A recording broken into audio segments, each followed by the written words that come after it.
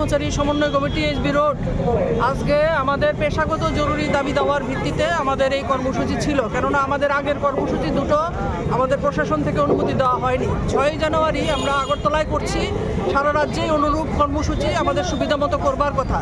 এখন পেশাগত জরুরি দাবি দেওয়ার সাথে সাথে আমরা যুক্ত করেছি এর সাথে যে মৌলবাদ বিবাদ যাক, মানবিকতা মুক্তি পাক।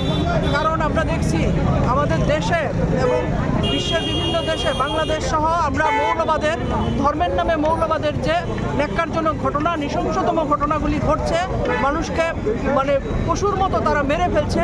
এই ঘটনার জন্য আমরা মৌলবাদের বিরুদ্ধে আমাদের এই মিছিলেও আজকে স্লোগান তুলেছি। পাশাপাশি আপনারা সকলেই জানেন যে বিশ্বের দক্ষিণ আমেরিকার একটি দেশ, স্বাধীন সার্বভৌম দেশ ভেনেজুয়েলা, তার উপর যে মার্কিন সাম্রাজ্যবাদ, আমেরিকার যে প্রেসিডেন্ট ডোনাল্ড ট্রাম্প, তাকে ভেনেজুয়েলার প্রেসিডেন্টকে এবং তার স্ত্রীকে গ্রেপ্তার করে নিয়ে গেছে এবং আন্তর্জাতিক আইন অনুযায়ী সমস্ত দেশ এটার বিরোধিতা করছে। খোদ আমেরিকার ভিতরেই তার বিরুদ্ধে প্রতিবাদ হচ্ছে। এই যে নিন্দনীয় ঘটনা, এর প্রতিবাদে আজকে সন্ধ্যায় আমরা আগরতলা শহরে এই গর্জমান মিছিল সংগঠিত করলাম। অনুরূপ কর্মসূচি আমাদের মহকুমাগুলির মধ্যেও সংগঠিত হবে।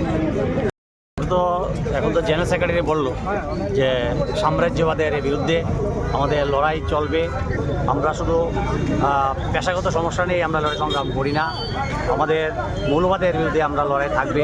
বাংলাদেশের মৌলবাদীরা যেভাবে আক্রমণ করছে সংখ্যালঘুদের উপরে, সেইভাবে আমার এই ভারতবর্ষেও আমার সংখ্যালঘুদের উপরে হিন্দু মৌলবাদীরা আক্রমণ করছে, তার বিরুদ্ধে আমার লড়াই করতে হবে। আমাদের লড়াই 2323 যে শিক্ষক শিক্ষিকারা আছেন পশ্চিমবাংলায়, দেখা গেল এই 2323 শিক্ষক শিক্ষিকাদেরকে বাতিল করা হয়েছে তাদের চাকরি, কিন্তু পশ্চিমবঙ্গে 32,000 চাকরি বাতিল করা হয়েছিল। তাদেরকে পুনরায় আবার নিয়োগ করার জন্য, মানবিক কারণে পুনরায় নিয়োগ করার জন্য আবার মাননীয় সুপ্রিম কোর্ট রায় দিয়ে, হাইকোর্ট রায় দিয়েছেন। এটা একটা নজির সৃষ্টি করেছেন।